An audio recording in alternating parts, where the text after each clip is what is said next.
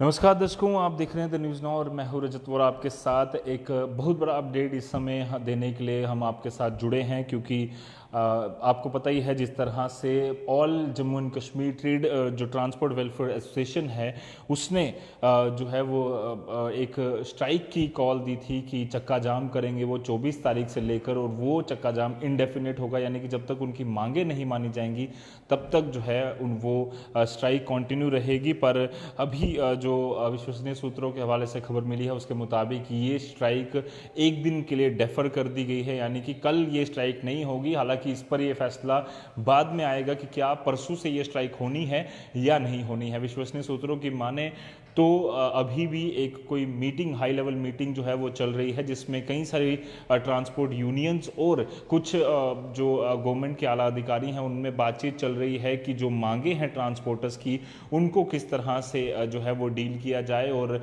जिस तरह से हमने कुछ दिन पहले आपको जो विजय सिंह चिब हैं, मिनी बस ट्रांसपोर्ट एसोसिएशन के प्रेसिडेंट, उनसे भी हमने जब बातचीत की थी तो साफ तौर पर उन्होंने कहा था कि अगर हमारी बात जल्द ही मान ली जाए, जितनी जल्दी मान ली जाए तो उतनी जल्दी हम अपनी स्ट्राइक जो है वो कॉल ऑफ कर देंगे। और लग रहा है कि कहीं ना कहीं इनकी मांगों पर चर्चा जो है वो बड़े पैमाने पर चल रही है और ज़रूर हायर ऑफिशियल्स ने इस पर जो है वो संज्ञान लिया है। और इसी का नतीजा है कि एक दिन के लिए जो स्ट्राइक है इनकी, चक्का जाम है, उससे डेफर यानी कि डेफर कर दिया गया है। हो सकता है कि ये स्ट्राइक परसों से हो जाए, पर यह भी हो सकता है कि जो अभी मीटिंग्स लगातार चल रही हैं उसमें पॉसिबिलिटी है कि जल्द से जल्द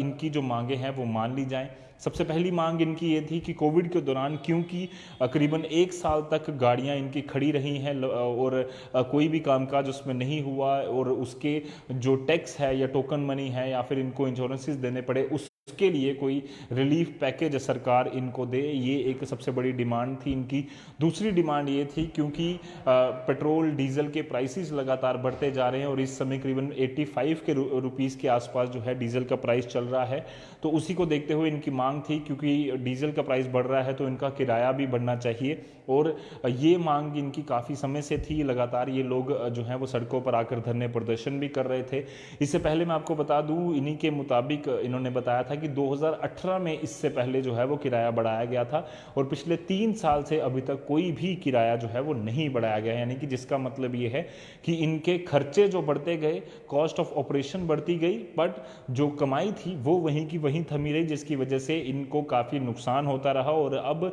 इनकी मांग ये थी कि किराए को बढ़ा दिया जाए। कोविड के दौरान की बात करें तो जब एसओपीज के साथ ट्रांसपोर्ट को जो पब्लिक व्हीकल्स हैं उन्हें चलने के लिए जब कहा गया, जिसमें कि पहले 30% और 50% जो है वो लोगों को बिठाने की परमिशन दी गई, तो उसमें साफ तौर पर यह कहा गया था कि आपको एसओपीज का फॉलन करना है, और एसओपीज का फॉलन करने के लिए आपको जो परेशानियां आ रही हैं, आप किराया जो ज़्यादा जो है वो कम नहीं ले पा रहे हैं और उसकी वजह से आपका कॉस्ट ऑफ ऑपरेशन कवर नहीं हो पा रहा है, तो उसी को देखते हुए 30% किराया बढ़ाया भी गया था। पर बाद में जब कोविड की सिचुएशन नॉर्मल हुई और 100% जब पूरे जो लोग हैं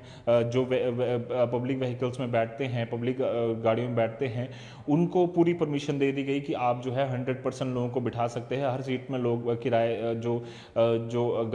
व्यक्ति है वो बैठ सकता है, पैसेंजर, तो उसके बाद वो किराया कम कर दिया गया। पर तभी से लेकर लगातार इनकी मांग है कि इसको वापस जो है वो बढ़ाया जाना चाहिए। पिछले 3 साल से अभी तक कोई भी किराया नहीं बढ़ाया गया, बट उसी के मुकाबले अगर हम देखें तो कंपैरिजन करें अगर डीजल के प्राइस से, तो डीजल का प्राइस 15 से 20 रुपये ज़्यादा हो चुका है, जो कि काफ़ी, अगर इसके अलावा जो बाकी खर्चे हैं उनके वो भी काफ़ी ज़्यादा बढ़ चुके हैं, जिसको लेकर इनकी काफ़ी समय से लगातार मांग थी। हालांकि इन्होंने साफ तौर पर यह कहा था कि 24 से इंडेफिनेट स्ट्राइक ज़रूर होगी जम्मू और कश्मीर दोनों खितों में, दोनों प्रोविंस में, बट अगर इनकी बात मान ली जाती है, सरकार नेगोशिएशन करने के लिए तैयार होती है और इनकी जो डिमांडें हैं उस पर कोई गौर नज़र रखती है, तो जल्द ही फैसला आ जाएगा कि इनकी स्ट्राइक जो है वो कॉल ऑफ कर दी जाएगी। पर अभी तक पूरी तरह से ये आदेश तो नहीं है कि कॉल ऑफ कर दी गई है, पर एक दिन के लिए कॉल जो स्ट्राइक है वो ज़रूर डेफर की गई है, यानी कि हो सकता है कि अब स्ट्राइक परसों से हो या फिर जो आज